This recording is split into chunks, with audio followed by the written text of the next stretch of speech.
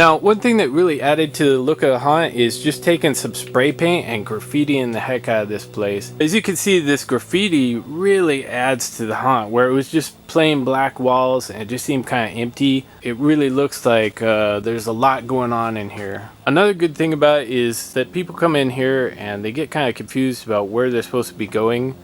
And if you have a door that's clear hidden over here where people can't see it, it's good to put little messages with arrows that kind of lead people, like you're supposed to be going this way, you don't just go out the exit and be done. Like you can see here, we have another emergency exit, and I don't want people to pour out there because they'd be missing out on another 3 rooms. So I put, I'm hiding behind this door, this little arrow, and that leads people to that door so they continue through the maze.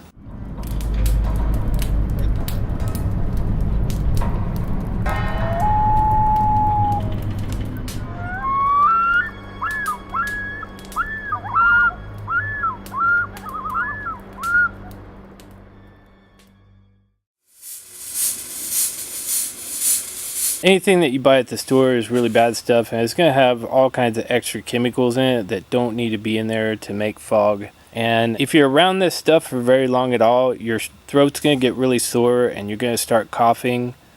People just going through the maze for a minute are not going to have that problem, but if you're working in the maze or you're here all night or you're decorating it and you have this thing on for a while, it's really going to get to you. So instead, what you need to use is just go to Walmart and get some glycerin off the shelf.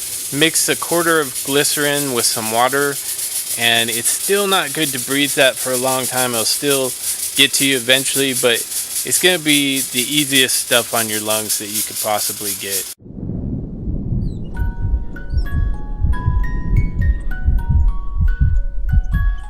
Now, as you can see here, for this light, I need to waterproof it, but we just put this little tarp over it. Oh, it got some water on there.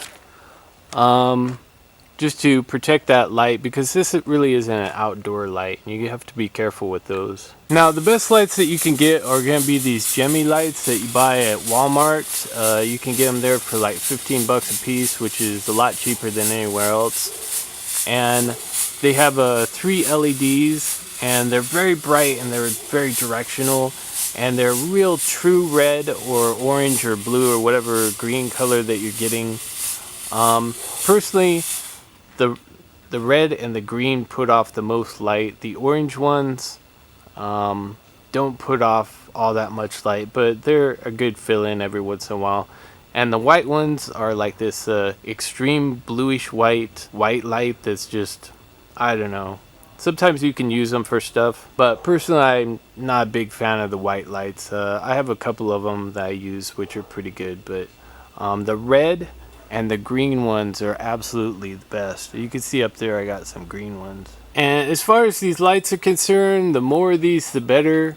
You really need lots and lots and lots of these lights to light everything up correctly. So it's best if every single prop in the entire maze has a light on it. And anything that you don't put a light on, people just are not going to see. Like, say this image over here, people won't even notice that's even in the maze.